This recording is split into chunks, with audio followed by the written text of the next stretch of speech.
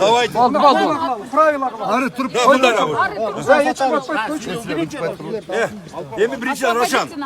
Asela. Buna birbirinizi tanıyoruz da. Türkmenistan kişide geliyor. Özün Roşan. Sen ayet uçuruyorsun. Vardır mıyzamlılık olsun diyor.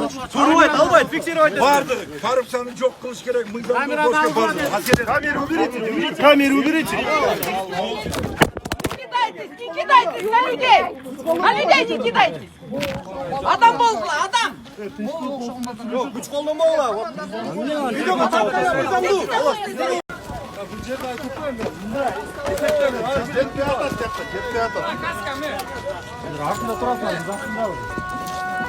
Ya Murat, ben korkuttum bunu.